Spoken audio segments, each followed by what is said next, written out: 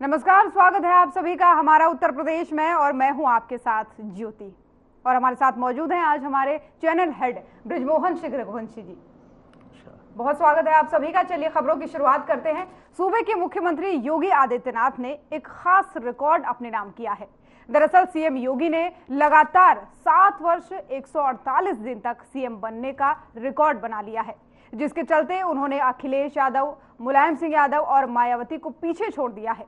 योगी आदित्यनाथ अब यूपी में सबसे लंबे समय तक लगातार कार्यकाल वाले सीएम बन गए हैं। सीएम योगी ने पहले कांग्रेस के मुख्यमंत्री डॉक्टर संपूर्णानंद इस पद पर सबसे ज्यादा समय तक रहे थे और अब जो है सीएम योगी। तो चलिए इसी खबर पर ज्यादा जानकारी देंगे और ज्यादा डिस्कशन हम करेंगे हमारे चैनल हेड बृजमोहन सिंह रघुवंशी के साथ। सर, सबसे पहले तो बहुत बहुत स्वागत है आपका, हमें समय देने के लिए, हमारे दर्शकों को समय देने के लिए। जानना चाहेंगे आपसे कि ये 7 साल कितने बेमिसाल रहे, क्योंकि हर एक क्षेत्र में देखें तो कहीं ना कहीं विकास दिखता है यूपी के अंदर। देखिए, एक बड़ी बात मैं खासतौर से अपने दर्शकों से मैं बताना चाहता हूं, क्योंकि आप ये देखिए, मैंने लगभग 2002 में जो भारतीय जनता पार्टी की आखिरी सरकार थी जिसमें राजनाथ सिंह जी मुख्यमंत्री थे, उससे पहले मैंने उस समय राम प्रकाश गुप्ता जी मुख्यमंत्री बने थे थोड़े समय के लिए भाजपा के, और उससे पहले कल्याण सिंह जी होते थे। लेकिन 2002 के बाद से फिर मायावती की सरकार बनी उनको, क्योंकि एक बीच में तय हुआ था कि 6 महीने मुख्यमंत्री बसपा की रहेंगे और 6 महीने भाजपा की रहेंगे। लेकिन मायावती जी ने 2003 में जब सरकार बनती है तो उसके बाद उन्होंने मुख्यमंत्री पद त्याग करने से मना कर दिया। तो उसके बाद से भाजपा ने उनसे समर्थन वापस ले लिया और उस समय 2003 के मध्य में समाजवादी पार्टी की सरकार बनती, जो 2007 तक रहती है। 2007 में मुलायम सिंह यादव जी 2003 में मुलायम सिंह यादव जी मुख्यमंत्री बनते हैं और फिर 2007 तक वो मुख्यमंत्री रहते हैं और फिर वापस 2007 में मायावती जी यहाँ पे मुख्यमंत्री का पदभार ग्रहण करती हैं और उसके बाद वो 2007 से 12 रहती हैं। 2012 में अखिलेश यादव बनते हैं उत्तर प्रदेश के मुख्यमंत्री, जो सबसे युवा मुख्यमंत्री का उनके ऊपर ये तबका था जो है। लेकिन मैं आपको बताते चलूं, खास तौर से जब योगी आदित्यनाथ जी ने मार्च 2017 में यह पदभार ग्रहण किया, उस समय के बाद से उत्तर प्रदेश की राजनीति में जैसे भूचाल आ गया। जो राजनीतिक समीकरण यहां पे, जो आम राजनीतिक जिस प्रकार से जब वो पद पे रहते थे तो उन्होंने अपने परिवार को, अपने मित्रों को, अपने दोस्तों को लाभ पहुंचाया और यहां पे 5 साल के बाद वो मुख्यमंत्री बन ही नहीं पाया। ये उत्तर प्रदेश की परिपाटी थी। यहाँ के मुख्यमंत्री जो पद होता था यहाँ पे खासतौर से, उसको लेकर के यहाँ पे बहुत ही हम कह सकते हैं, क्योंकि ये जो 2 दल थे, समाजवादी पार्टी और बहुजन समाज पार्टी, ये सिर्फ एक चेहरे के दल हुआ करते। तो इसमें सबको पता रहता था कि यही मुख्यमंत्री बनेंगे। लेकिन भारतीय जनता पार्टी, जिसको डेमोक्रेटिक पार्टी बोली जाती है आज के समय पे, जहां पे कोई एक चेहरा सिर्फ लगातार यहां पे नहीं बन सकता। आपने देखा होगा अभी मध्य प्रदेश में मुख्यमंत्री हटाए गए, छत्तीसगढ़ में मुख्यमंत्री हटाए गए, राजस्थान में मुख्यमंत्री का जो चेहरा था बदला गया, यूपी का चेहरा नहीं बदला गया।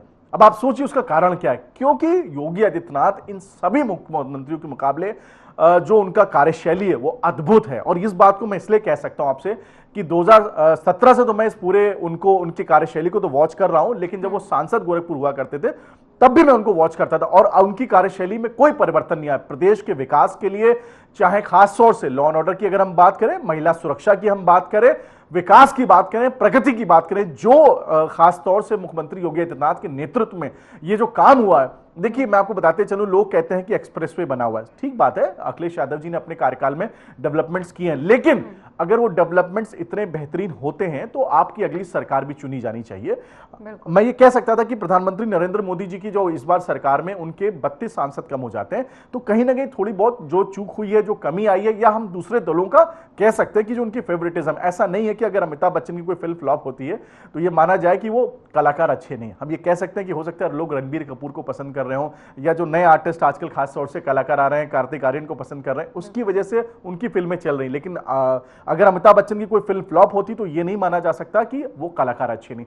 ऐसा ही कुछ मैं आपको भारतीय जनता पार्टी के बारे में बताते चलूं, क्योंकि भारतीय जनता पार्टी की भी जो सरकार बनी है खासतौर से केंद्र में मोदी जी के नेतृत्व में, और उत्तर प्रदेश में 2022 में योगी जी के नेतृत्व में सरकार बनी। और इस बार भले 2024 के लोकसभा चुनाव में सीटें कम हुई है, लेकिन मैं आपको बताऊं कि जो योगी आदित्यनाथ जी का जो तेवर था, वो उसमें जरा से भी कोई बदलाव नहीं आया है। आपने हाल ही में भी खासतौर से उनके जो आपने उनका एक डिसीजन सुना होगा जिसमें उन्होंने बोला था कि आपको नाम अंकित करना पड़ेगा खासतौर से जो भी कांवड़ियों के रास्ते में जो रेस्टोरेंट जो होटल पड़ते हैं। मैं आपको बताते चलूं, देखिए हिंदू धर्म की बात का वो ये नहीं कहते कि मैं हिंदू धर्म का ठेकेदार हूं, लेकिन जो खास तौर से अगर वो कोई एक धर्म की बात है, आप देखिए कि उनके कार्यकाल में अभी तक कोई दंगे नहीं हुए। ये अपने आप में बताता है कि उनकी कार्यशैली कितनी बेहतरीन है। और आप देखिए पिछले कुछ वर्षों से आप देख रहे हो कि ईद, बकरीद, रक्षाबंधन, दिवाली, ये सब आसपास हो रहा है और खासतौर से रमजान भी उसी समय होते हैं, लेकिन कोई घटना आपको नहीं सुनाई पड़ती है। ये सबसे बड़ा कारण क्या है कि आप हिंदू चेहरा जरूर लोग उनको मानते हैं, लेकिन वो प्रशासनिक व्यक्तित्व अपने आप को मानते हैं। उनको पता है कि वो पीठाधीश्वर तो है, लेकिन साथ में वो उनकी जो कार्यशैली है वो उत्तर प्रदेश के मुख्यमंत्री की हो। आपको पता है कि एक देश के एक नामी पत्रकार ने जब उनसे पूछा कि आपके परिवार में कौन कौन है, तो उन्होंने बोला मेरा परिवार 20 करोड़ लोगों का है। वो मानते हैं और वो इस बात को निभाते हैं। आप उनके ऊपर कोई इस बात का आरोप नहीं लगा सकते कि उनके चाचा, उनके भतीजा, उनका भाई, उनका बेटा किसी राजनीतिक पद पे है, उसको लाभ मिला हुआ है।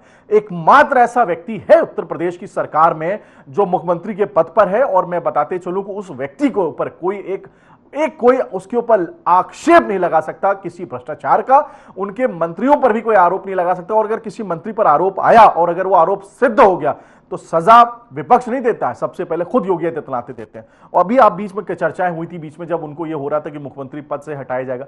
देखिए ये कोई आपका, मैं कह सकता हूं ये कोई वो दल नहीं भारतीय जनता पार्टी जिसको कभी उसको उठाया फिर उसको हटा दिया कि उसको हटाया उसको, ये नहीं होता है। और योगी जी का जो व्यक्तित्व है, उन्होंने अभी हाल में उन्होंने विधानसभा में एक बात कही कि वो नौकरी करने नहीं आए, मतलब वो यहां मुख्यमंत्री का पद नहीं ग्रहण करना है, क्योंकि ये बात स्पष्ट है। मैं आपको बताते चलूं, जो पीठाधीश्वर जिस मठ के वो हैं गोरखपुर में, वो मठ विश्व के सबसे बड़े मठों में से एक है, मैं आपको बताते चलूं। और जो गोरखनाथ पीठ है वो उसकी शाखाएं पूरे विश्व में हैं और वो पूरे विश्व के सभी शाखाओं के पीठाधीश्वर हैं।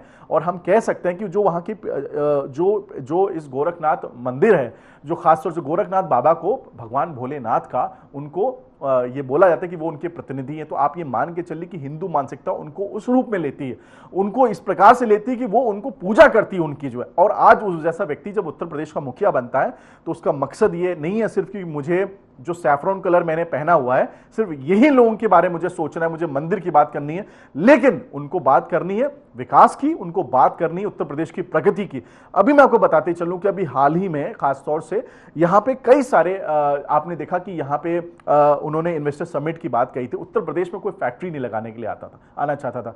हजारों करोड़ रुपए के यहां पे एमयू साइन हुए हैं और आप देखेंगे बहुत जल्दी उत्तर प्रदेश के अंदर जो विकास का प्रदेश जिसको बोला जाता है, जो पहले जिसके सिर्फ दावे किए जा सकते थे, वो अब आने वाले समय पे होगा और वो योगी आदित्यनाथ जी के नेतृत्व में होगा। और उसका कारण यह है कि योगी जी के ऊपर किसी प्रकार का दबाव नहीं है। मैं आपको बताते चलूं, अक्सर इस बात को तमाम मीडिया के जो चैनल्स हैं, हमारे नोएडा के पड़ोसी जो चैनल्स हैं, वो बताते हैं कि उनके ऊपर बहुत बड़ा अभी प्रेशर आ गया, उनको हटाया जाएगा। देखिए योगी आदित्यनाथ जी बहुत डंकी की चोट पर काम करते हैं, वो निर्देशों का पालन करते हैं, वो एक डिसिप्लिन्ड कार्यकर्ता है भारतीय जनता पार्टी के। अगर उनको जिस दिन बोला जाए कि आपको पद पे नहीं रहना है, ये कोई चर्चाएं नहीं होंगी, वो एक सेकंड भी नहीं लगाएंगे। क्योंकि वो जब यहां पे आए थे तो उनकी इच्छा नहीं थी मुख्यमंत्री बनने की, उनको बुलाया गया था। जिनकी इच्छा थी मुख्यमंत्री बनने की, आप समझ सकते हैं, वो सब लोग जो है, कोई काशी विश्वनाथ जी के दर्शन कर रहा था, कोई दिल्ली के अंदर अब सभी लोगों से बता रहा था कि मैं अब मेरा ये विभाग मिलने वाला, आपको मैं ये बांटूंगा।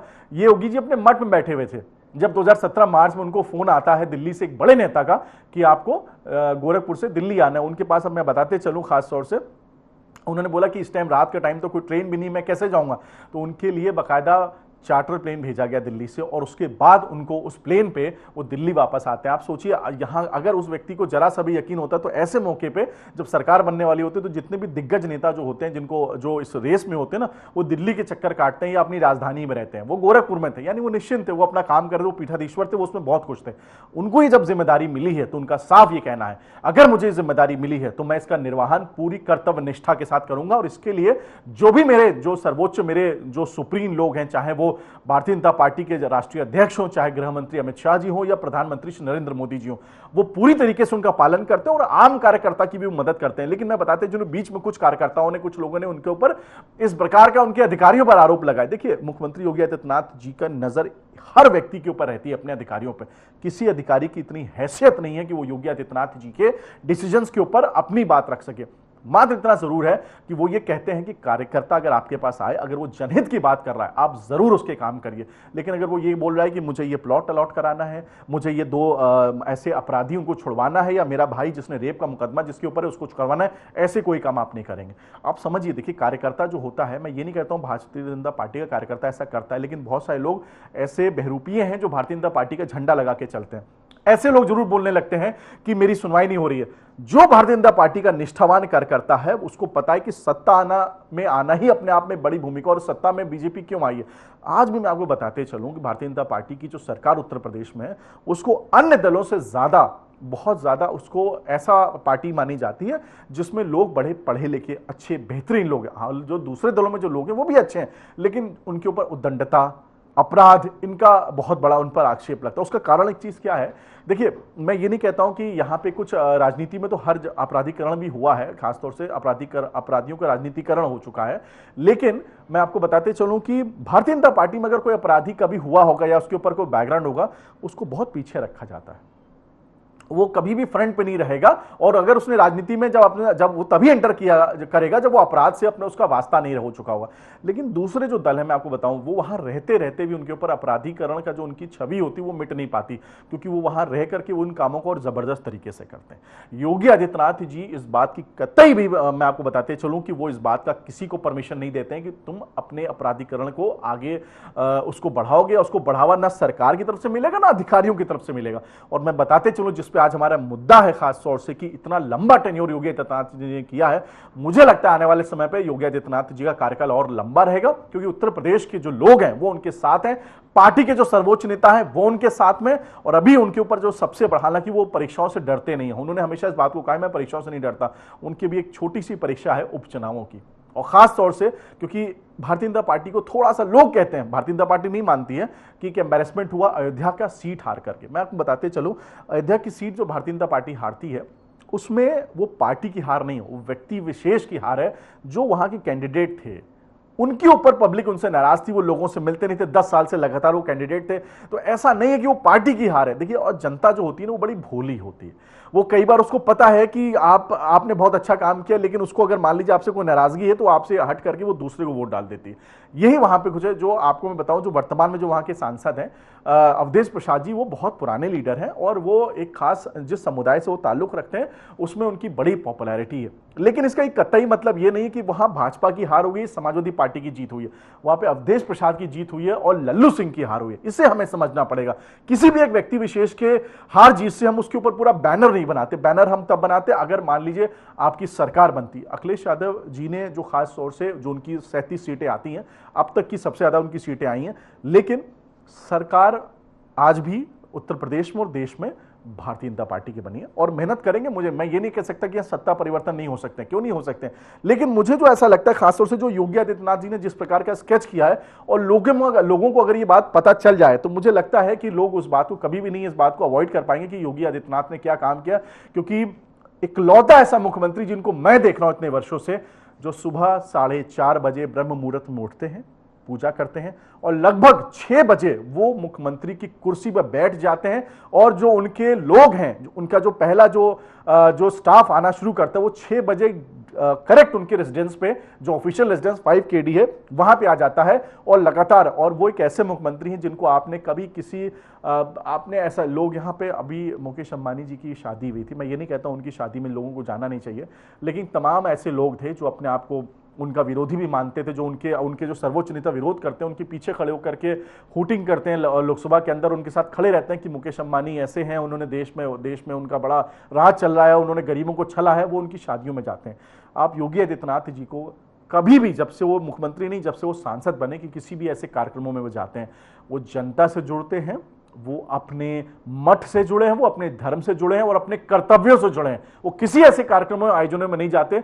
उनका मात्र एक अगर लक्ष्य है तो वो है जनहित के कार्य करना, और जो उन्हें जिम्मेदारी दी गई है उसका वो पालन करते हैं। ये उनकी अपनी खास तौर से उनका ये ध्येय है, और इसी ध्येय को पूरा करने के वजह से ही उनको देश के सबसे सर्वोच्च जो नेता हैं वो उन पर पूरा भरोसा करते हैं। लाख मीडिया में कुछ भी चले, हेडलाइंस और टेलीविजन, मैं आपको बताते चलूं, मीडिया को खासतौर से बीजेपी के बारे में कोई कुछ नहीं कह सकता है, उसका कारण यह है कि पहले की जो पार्टियां हुआ करती थी वो मीडिया के साथ डिस्कशन करती थी। अब अगर जो सरकार है, खासतौर से ये जो नई वाली भाजपा है, ये डिस्कशन मीडिया से नहीं करती, वो अपने कार्यकर्ताओं में, अपने संगठन में डिस्कशन करते हैं और किसको लाना है, किसको हटाना है, ये उनके अलावा किसी को नहीं पता रह सकता। और जिनको ये जानकारी होती है वो मीडिया को नहीं बताते हैं, वो अपने लोगों को बताते हैं जिनसे वो जुड़ी हुई खबर होती है, ना कि वो सबको बताते हुए चले। ये भाजपा की एक कोर जो टीम है उनकी अपनी एक मैं कह सकता हूं कि उनका एक ये कैरेक्टर है कि वो अपने आप को दूसरे से के सामने प्रदर्शित नहीं करते कि हम ये कर रहे हैं, वो कर रहे हैं। जो करना होता है वो सामने लेकर के आते हैं।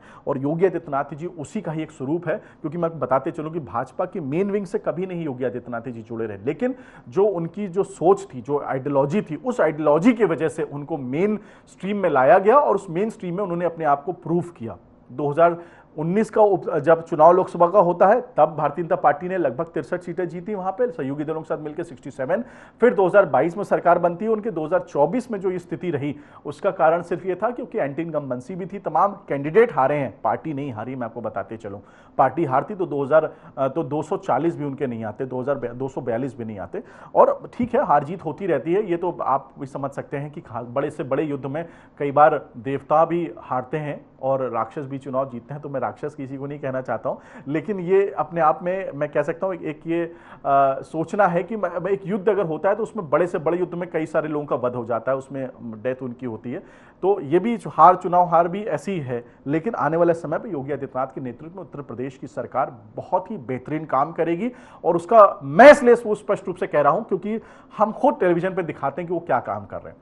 आज सुबह 9:15 बजे प्रधानमंत्री अटल बिहारी वाजपेयी की मूर्ति का उन्होंने अनावरण किया। आज उनकी खासतौर से आप बताते चले कि उनके मूर्ति के कार्यक्रम था। और अभी भी मैं आपको बताऊं कि योगी आदित्यनाथ जी बैठक कर रहे हैं और उपचुनाव को लेकर पूरी उनकी योजना चल रही है। वो व्यक्ति कभी बैठने वाला नहीं है ना आराम करने वाला है। तो ये सौभाग्य है 20 करोड़ लोगों की जनसंख्या का उत्तर प्रदेश का कि ऐसा मुख्यमंत्री बनाए जो अपने परिवार के बारे में नहीं सोचता, क्योंकि परिवार में जो उनके सदस्य हैं वो आज भी उनकी सगी बहन वो चाय की दुकान लगाती हैं उत्तराखंड के अंदर।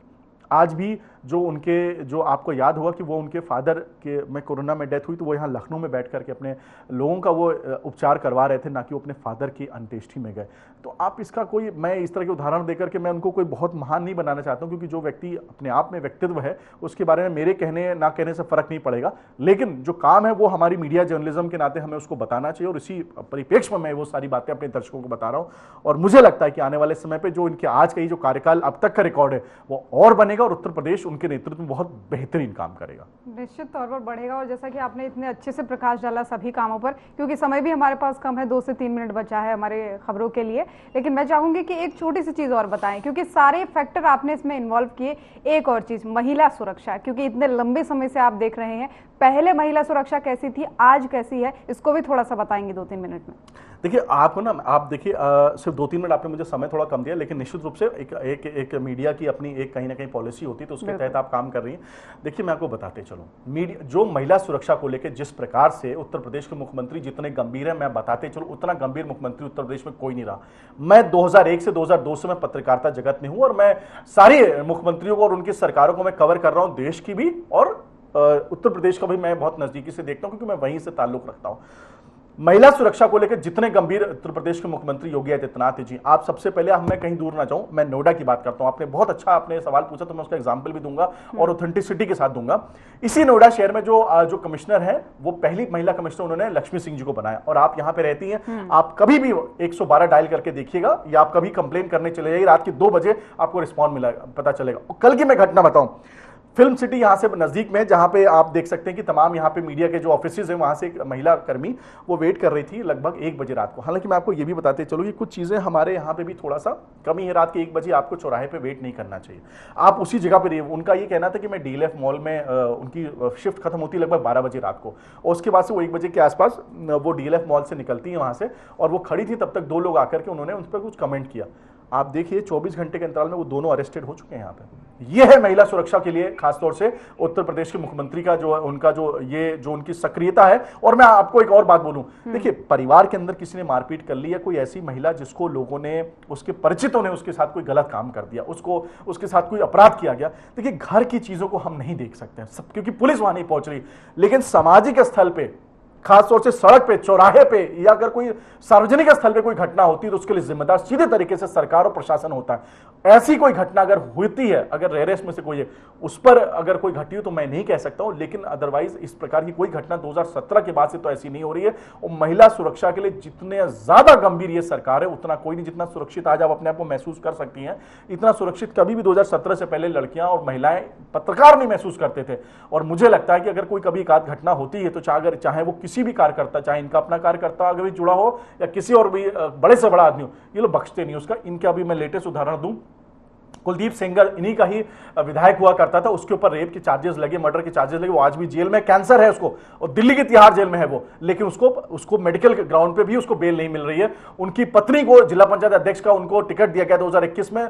जैसे ही पता लगा मुख्यमंत्री योगी आदित्यनाथ को, उन्होंने कहा नहीं इस प्रकार के, चाहे क्योंकि वो देखिए आप समझ सकते हैं ऐसे प्राधिकरण वाले जो लोग हैं वो अपने क्षेत्र में बड़े पॉपुलर होते हैं, चाहे दबाव से धमका करके, तो पार्टी सोचती है कि इनको लड़ाने से हमारी पार्टी की एक सीट बढ़ जाएगी। लेकिन योगी जी को जैसी जानकारी लगी उन्होंने वो टिकट वापस करवा दिया और वो टिकट दूसरे को मिलता है और वो महिला वहां से जिला पंचायत अध्यक्ष। और ऐसे में आपको 1000 एग्जांपल दे सकता हूं। अगर उसके ऊपर किसी के प्रकार भी किसी व्यक्ति के ऊपर कोई अपराधी के कोई मामले जुड़ गया, इनको महिला सुरक्षा से जुड़ा भी कोई, अगर इनके अपने खुद के क्लोज से क्लोज लोगों पर अगर कोई आरोप लग गया, सबसे पहला व्यक्ति जो कार्रवाई करेगा तो उसका नाम है योगी आदित्यनाथ। तो मैं कह सकता हूं कि महिलाएं जितनी सुरक्षित उत्तर प्रदेश में है, और जैसे एनसीआरबी की रिपोर्ट को लेकर कई सारे न्यूज चैनल्स उस पर करते हैं कि उसमें महिला सुरक्षा की घटनाएं जो है उस पर बहुत सारे आंकड़े हैं, एफआईआर बहुत हैं। आप ये भी तो देखिए, अगर एफआईआर दर्ज हो रही है, ये भी तो अपने आप में बड़ी बात है ना कि एनसीआरबी की जो आंकड़े होते हैं वो एफआईआर के बेसिस पे होते हैं। तो अगर एफआईआर हो रही है इसका मतलब कार्रवाई हो रही है ना। अगर एफआईआर ही नहीं होगी तो फिर कैसे आंकड़े आएंगे? वो बहुत सारे लोग छुपा जाते हैं इस बात को प्रदेशों में, लेकिन उत्तर प्रदेश के अंदर अगर किसी महिला के साथ कोई अपराध हुआ है उसकी एफआईआर तुरंत होगी और फिर कार्रवाई भी होगी। मैं आपको एक लेटेस्ट और बात बताते चलूं, हाल ही में यहां पे अभी एक 8 साल की बच्ची के साथ रेप हुआ था।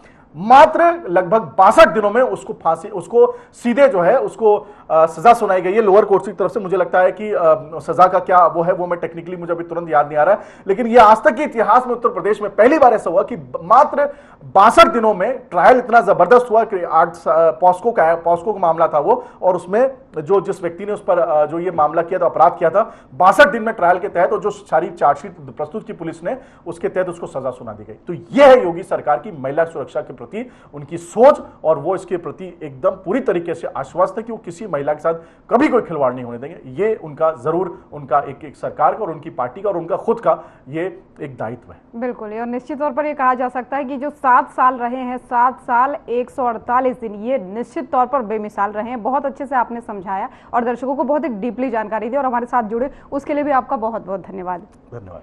तो हमारा उत्तर प्रदेश देख रहे थे आप। बुलेटिन में फिलहाल इतना ही। खबरें लगातार जारी हैं। नमस्कार।